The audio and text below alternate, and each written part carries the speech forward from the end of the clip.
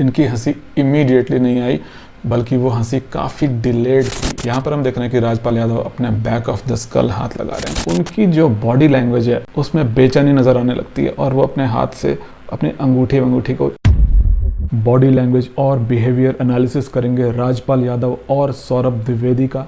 अभी हाल ही के screen awards में सौरभ द्विवेदी प्रेजेंटर थे और उन्होंने राजपाल यादव पर पब्लिकली फाइनेंशियल इश्यूज को लेकर के आपत्तिजनक टिप्पणियां कर दी, जिसकी वजह से सोशल मीडिया पर गुस्से की लहर है। आज की इस वीडियो में हम सिर्फ बॉडी लैंग्वेज ब्रेकडाउन ही नहीं करेंगे, बल्कि उस सिंगल ट्रिगर को भी ढूंढने की कोशिश करेंगे जिसकी वजह से ये पूरी कंट्रोवर्सी हुई है। लेकिन उस सिंगल ट्रिगर को सोशल मीडिया ने पूरी तरह से मिस कर दिया है। मैं कुछ सोच रहा था कि आजकल बहुत ज़्यादा विश्व में धुआं ही धुआं हो रहा है, बार इतना युद्ध मचा हुआ है, तो कहाँ बैठूं, कहाँ सोचूं, इतना रुपया डॉलर सब ऊपर नीचे हो रहा है, कुछ समझ में नहीं आ रहा है। बस बैठा बैठा शांति शांति यही कर रहा हूँ। राजपाल भाई, डॉलर रुपया कितना भी ऊपर नीचे हो, आपको उतने ही पैसे लौटाने पड़ेंगे जितने उधार हैं।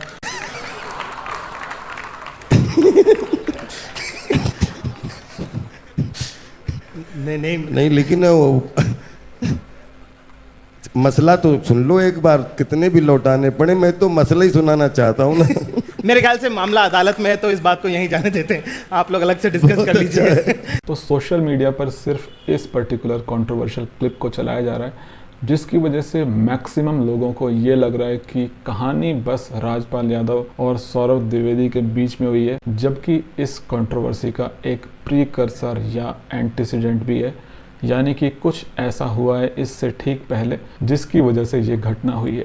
और मैं आपको बता दूं कि इस घटना का जो रूट कॉज है वो है सौरभ द्विवेदी का इमोशनल डिस्प्लेसमेंट, क्योंकि इस घटना से ठीक पहले सौरभ द्विवेदी बात कर रहे थे श्रेया से, और श्रेया ने उन्हें प्लेफुली पूछा था कि वॉर के एनवायरनमेंट में कहीं ऑलिव ऑयल की सप्लाई तो डिसरप्ट नहीं हो जाएगी, क्योंकि उनको पास्ता सैलेड को लेकर काफ़ी चिंता है। इस हल्के फुल्के से सवाल पर, जो कि एक प्लेफुलनेस है इस सवाल में, उस सवाल के जो सोशल क्यूज़ हैं उसको सौरभ द्विवेदी समझ नहीं पाए और प्रोफेसर मोड में आकर बहुत ही ज़्यादा सीरियस हो गए। ओवरली लिटरल और फैक्ट हैवी होकर के उन्होंने जवाब दिया। क्या जवाब दिया, क्या हुआ, प्ले करते हैं। Good evening. तो सर जो है वो हमेशा क्वेश्चंस पूछते हैं। आज मुझे इनसे एक क्वेश्चन पूछना है, क्योंकि मुझे लगता है इनके पास जवाब होगा इसका। ऑयल क्राइसिस चल रही है, ये जो ऑलिव ऑयल का सप्लाई है वो तो नहीं रुकेगा ना? मैं बहुत स्ट्रेस्ड हूँ मेरे पास्ता सैलेड के बारे में। तो देखिए श्रेया जी, स्ट्रेट ऑफ हॉर्मुज की जो भी फाइट चल रही है, इंडिया की 60-65% LNG supply, 85% LPG supply, 50% crude oil वहां से आता है। और ऑलिव ऑयल की बात करें 14,000 मीट्रिक टन की खपत है, लेकिन ज्यादातर स्पेन, ट्यूनीशिया या इटली से आता है। तो I don't think.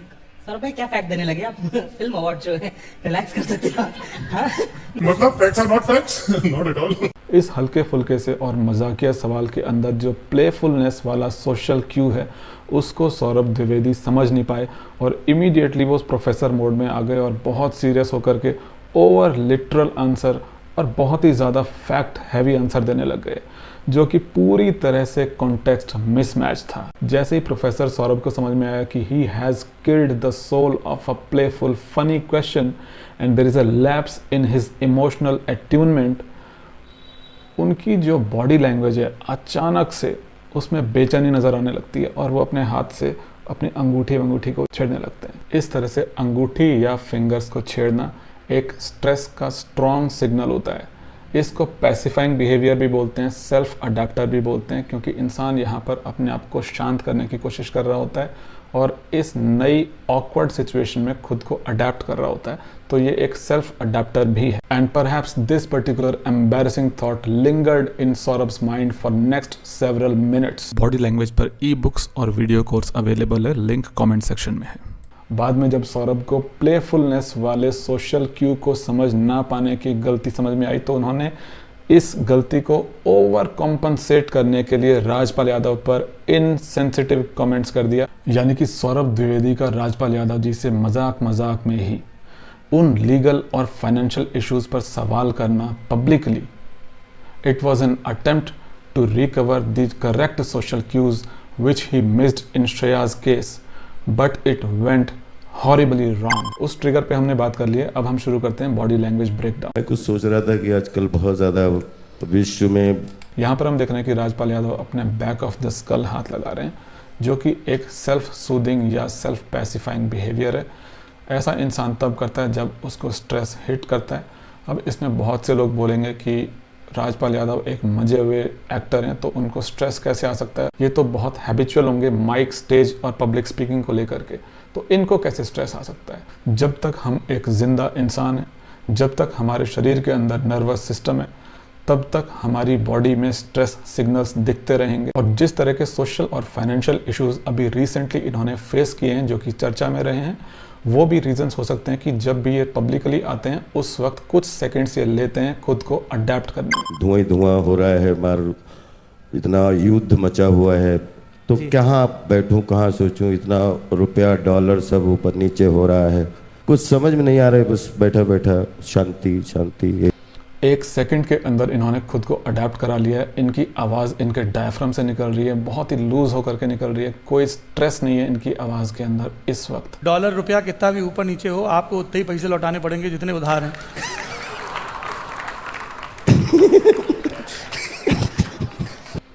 Saurabh Dwivedi का कमेंट सुनने के बाद राजपाल यादव की बॉडी मेनली 3 काम कर रही है। पहला, जो कॉरिगेटर सुपरसिलियाई मसल्स हैं वो पास आने की वजह से उनका जो ग्लोबेला है ये कुछ ज़्यादा विजिबल हो रहा है, चिंता और फोकस बढ़ने की वजह से। दूसरा, उनकी जो बॉडी है वो आगे की तरफ को झुक रही है शेम की वजह से। तीसरा, उनकी जो थ्रोट है वो उसको प्रोटेक्ट कर रहे हैं अपने सर को इस तरह से नीचे को झुका करके। थ्रोट प्रोटेक्शन एक इंस्टिंक्टिव बिहेवियर होता है, यानी कि जब ब्रेन डिटेक्ट करता है कि आसपास एक सोशल थ्रेट है, उस सोशल थ्रेट को दिमाग एक फिजिकल थ्रेट के तौर पर ही इंटरप्रेट करता है। यहाँ पर बॉबी देओल ने अपना सर दूसरी तरफ को टर्न कर लिया है, साफ तौर पर वो नॉन वर्बली बोल रहे हैं, मुझे ये जोक बिल्कुल पसंद नहीं आया है। वहीं दूसरी तरफ करण जौहर के चेहरे पर भी एक सोशल स्माइल है, उनके लिप्स तो स्ट्रेच्ड हैं लेकिन वो डाउनवर्ड पॉइंटिंग है, और इनफैक्ट उसमें हल्की सी एक डाउन मूवमेंट भी आती है, यानी कि करण जौहर यहाँ पर सोशल स्माइल तो दे रहे हैं लेकिन अंदर ही अंदर वो इस मजाक को लेकर के दुखी हैं। ये जो बीच में बैठे हुए दाढ़ी वाले, इनका मुझे नाम नहीं मालूम है क्योंकि मैं ज़्यादा मूवीज़ वगैरह देखता नहीं हूँ। ये स्माइल कर रहे हैं, इनके टीथ विजिबल हैं लेकिन इनके जो हाथ हैं वो पूरी तरह से स्टिफ हैं, यानी कि ये पूरी तरह से जोक को एंजॉय नहीं कर रहे हैं, लेकिन फिर भी ये सोशल रेफरेंसिंग करे, इधर उधर देख रहे हैं कि भाई बाकी लोग हंस रहे हैं तो फिर मैं भी ढंग से हंस लूँगा, नहीं तो फिर थोड़ा थोड़ा हंस लेता हूँ। यानी कि ये जोक को पूरी तरह से एंजॉय भी नहीं कर रहे हैं लेकिन उसको कॉन्फिडेंटली रिजेक्ट भी नहीं कर पा रहे हैं। यहाँ पर एक बार फिर से हमें देखने को मिलता है कि राजपाल यादव जी अपने स्कल के पीछे हाथ लगाते हैं, जो कि एक कन्फर्मेशन है कि जब जब राजपाल यादव जी को स्ट्रेस आता है वो हमेशा उनका हाथ उनके सर के पीछे जाता है। वो हंस रहे हैं, रुक रहे हैं, हंस रहे हैं, रुक रहे हैं। और यहाँ पे सबसे बड़ी चीज़ जो कि मेरी अटेंशन गेन करती है कि जैसे ही सौरभ द्विवेदी ने कमेंट किया, इनकी हंसी इमीडिएटली नहीं आई, बल्कि वो हंसी काफ़ी डिलेड थी। उतने ही पैसे लौटाने पड़ेंगे जितने उधार हैं। इन्होंने काफ़ी सोचा है कि कैसे मैं इस बात पर रिएक्ट करूं, तो ये जो हंसी है वो ऑब्वियसली असली नहीं है, it's a fake laughter. Background में हमें 2 तरह के लोग नज़र आते हैं। पहला वो जो कि हल्के हल्के हंस रहे हैं, वो सिर्फ एक सोशल स्माइल है, इंटरनली वो इस जोक को बिल्कुल पसंद नहीं कर रहे हैं। दूसरा उस तरह के लोग जो कि खुल करके हंस रहे हैं, वो इसलिए हंस रहे हैं क्योंकि वो इस तरह का जो अटैक हुआ है राजपाल यादव पर, उसको वो सॉफ्ट करने की कोशिश कर रहे हैं to keep the environment more stable. लेकिन इस तरह के सिनेरियोज़ में मेरा ओपिनियन है कि जब भी जहाँ पर आपकी डिग्निटी पे बात आती है, you do not have to do anything, be non reactive. Rajpal Yadav ji का बिहेवियर यहाँ पर मेरे ओपिनियन में बिल्कुल गलत डायरेक्शन में जा रहा है, क्योंकि यहाँ पर उनको पूरी तरह से नॉन रिएक्टिव रहना चाहिए था। मसला तो सुन लो एक बार, कितने भी लौटाने पड़े, मैं तो मसला ही सुनाना चाहता हूँ ना। जो लोग इस तरह के वाहियात जोक्स को अपने ऊपर ले लेते हैं, उन लोगों में या तो सेल्फ एस्टीम की कमी होती है, या फिर वो कॉन्फ्लिक्ट को अवॉइड करना चाहते हैं, या फिर वो पीपल प्लीजर होते हैं।